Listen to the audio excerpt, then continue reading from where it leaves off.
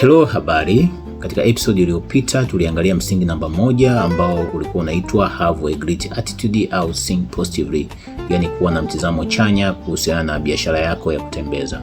Na leo hii sasa tuone msingi namba 2, ni miongoni mwa misingi muhimu pia, ambao unaitwa be prepared. Katika biashara yetu ya kutembeza, kuzitoa product katika ofisi na kuwapelekea wateja wetu mtaani, be prepared inaweza kufanya kazi na kuwa na nguvu zaidi katika maeneo makuu matano. Eneo la kwanza, jiandae sehemu utakayofanyia biashara kwa siku husika.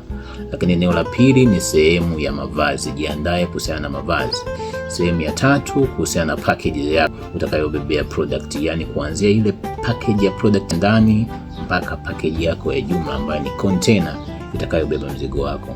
Lakini eneo lingine na la msingi zaidi, jiandae kuhusiana na kuzifahamu product zako vizuri zaidi. Eneo lingine ni jiandae kujibu maswali ya wateja wako mtaani. Sasa tuone eneo moja baada ya eneo lingine namna linavyoweza kufanya kazi kwenye msingi huu wa be prepared. Maandalizi kuhusiana na sehemu utakayofanya biashara yako kwa siku. Epuka kufanya maandalizi au kupanga sehemu ya kufanyia kazi dakika chache kabla ya kwenda kuanza kazi. Badala yake, panga sehemu yako ya kwenda kufanyia kazi jioni, siku moja kabla ya tukio lako la kwenda kufanya kazi. Lakini pia mavazi, jiandae mavazi yako. Valia mavazi safi yenye mvuto na nadhifu yasiyo kikwazo kwa wateja, kwani eneo hili ndilo kujengea wewe brand na identity ya kutambulisha wewe ni muuzaji wa namna gani. Eneo la tatu, kuhusiana na package. Chagua mkoba wako au mfuko wako safi na mzuri utakaoweka product zako uwe na mvuto, kwani usafi ni miongoni mwa vitu vya msingi sana kwenye biashara yetu ya kutembeza. Eneo lingine ni kujiandaa kuhusiana na kuzifahamu product zako.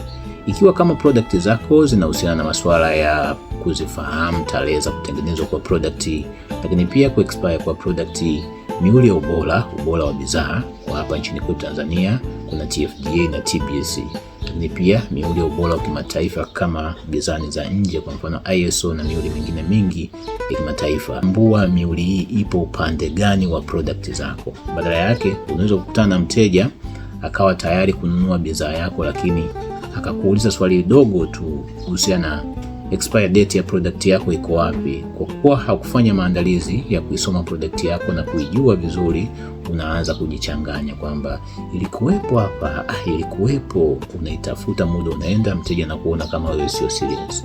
Kumbuka kwamba wateja wengi sana wanapenda kununua product kutoka kwa mtu ambaye ni expertise, ni mtaalamu kuhusiana na biashara anayoifanya. Lakini eneo lingine la kujiandaa ni jiandae kuhusiana na kujibu maswali ya wateja.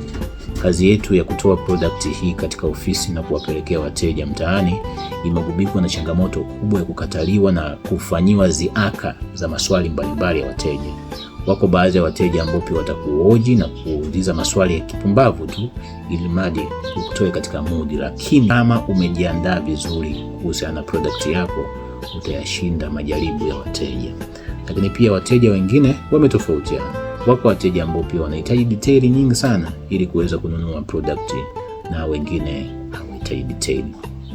Baada ya kuangalia msingi wetu namba 2 ambao unaitwa be prepared, nifuatilie mimi katika episode inayofuata kwenye msingi namba 3 ambao unaitwa pia be on time. Napatikana kwa jina la Karim business coach kwenye TikTok, lakini pia Instagram ni katakarim.delivery, lakini pia Facebook ni katakarim, YouTube pia ni katakarim.delivery. Asante sana, mpaka wakati mwingine. Share video hii kwa wahitaji zaidi na link hapo chini. Asante.